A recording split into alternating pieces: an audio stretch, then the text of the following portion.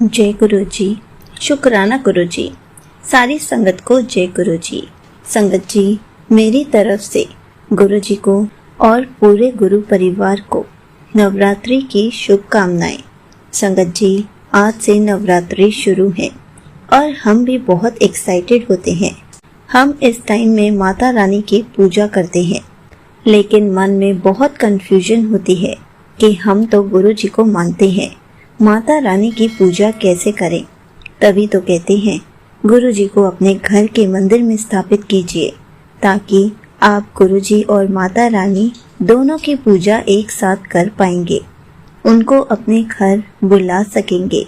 संगत जी, अगर हम नवरात्रि में बड़े मंदिर दर्शन करने जाते हैं, तब भी कंफ्यूजन में होते हैं कि हम प्रसाद खाएं या ना खाएं, क्योंकि हमारा फास्ट होता है और प्रसाद में प्याज और लहसुन होता है। संगत जी, अगर हम मंदिर जा रहे हैं तो हम प्रसाद का अनादर नहीं कर सकते। हमें खुशी खुशी बिना किसी कंफ्यूजन के वो प्रसाद ग्रहण करना चाहिए। इसी पर एक आंटी जी का छोटा सा सत्संग सुनाती हूँ। जब गुरुजी फिजिकल फॉर्म में थे तो एक आंटी जी ने गुरुजी के पास जाकर पूछा कि गुरुजी, मेरे तो नवरात्रि के व्रत है, मैं लंगर प्रसाद कैसे खाऊं? माता रानी बुरा मान जाएंगी।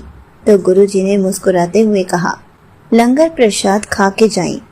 तो उसी टाइम आंटी जी ने गुरुजी से माफी मांगी कि मुझसे ये लंगर प्रसाद नहीं खाया जाएगा। तो गुरुजी ने कहा, एक बार रसोई घर जाकर आ, लंगर प्रसाद कौन कौन बना रहा है देख कर तो आ जा। संगत जी, आंटी जी रसोई घर में गई। उन्होंने देखा कि 9 देवियां जिनकी हम नवरात्रों में पूजा करते हैं, शैलपुत्री माता, ब्रह्मचारिणी माता, चंद्र घंटा माता, कुष्मांडा माता, स्कंद माता, कात्यायनी माता, कालरात्रि माता, महागौरी माता, सिद्धिदात्री माता। जैसे ही वो वापस आई तो गुरुजी ने उनसे पूछा, की होया, हो गई तसल्ली, कर लिए दर्शन? आंटी जी रो पड़ी और गुरुजी के चरणों में गिर गई और माफी मांगने लगी कि गुरुजी, मैंने तो साक्षात 9 देवियों के दर्शन करे हैं, अपनी आंखों से देखा है कि वही लंगर प्रसाद बना रही हैं। तो गुरुजी ने मुस्कुराते हुए कहा, जा अब बिना कंफ्यूजन के लंगर प्रसाद खा कर आ। संगत जी, लंगर प्रसाद सिर्फ प्रसाद नहीं है, उसको किसी भी पदार्थ के नजरिए से मत देखिए। उसको ऐसे देखिए कि वो गुरु जी के बड़े मंदिर का प्रसाद है, जो कि हमें उस दिन किस्मत से खाने को मिल रहा है। और संगत जी, लंगर प्रसाद हमारे लिए दवाई होती है, इससे हमारे रोग जड़ से ठीक होते हैं। जैसे डॉक्टर हमें कोई दवाई देता है और हम दवाई खाकर ठीक होते हैं, वैसे ही बहुत किस्मत वालों को गुरु जी के दरबार का लंगर प्रसाद खाने को मिलता है। उससे हमारे रोग जड़ से खत्म होते हैं। दवाई हमारे रोग को कुछ टाइम के लिए ठीक करती है, लेकिन गुरु जी का लंगर प्रसाद हमारे रोगों को जड़ से खत्म करती है। संगत जी, अगर हम नवरात्रों के व्रत रख रहे हैं या कोई भी फास्टिंग करते हैं, अगर तब बीमार होते हैं, डॉक्टर को दिखा के आते हैं, तब वो दवाई देते हैं, तो क्या हम नहीं खाते? हम बिल्कुल खाते हैं, ताकि हम फेस्टिवल अच्छे से एंजॉय कर सके। हम तब ये नहीं कहते कि हमारा फास्ट है, हम मेडिसिन नहीं खा सकते।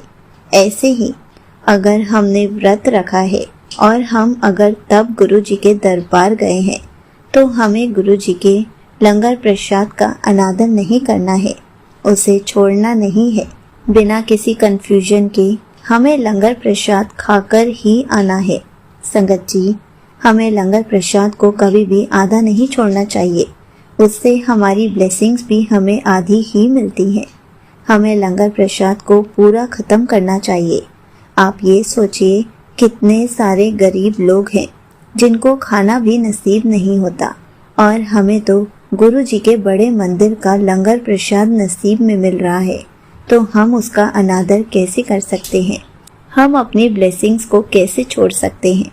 हमें अपनी ब्लेसिंग्स को, अपने प्रसाद को पूरा खत्म करना चाहिए। ताकि गुरुजी हमें जो ब्लेसिंग्स देना चाहते हैं वो हमें पूरी मिले, आधी नहीं। संगत जी, अगर हम इस तरीके से सोचेंगे तो हमें अच्छे से समझ में आ जाएगा कि अगर हम बीमार हैं और डॉक्टर हमें मेडिसिन देते हैं और हम अगर वही मेडिसिन बीच में खाना बंद कर दें तो हमारी प्रॉब्लम भी, हमारी बीमारी भी आधी ही ठीक होती है, हम अच्छे से ठीक नहीं हो पाते।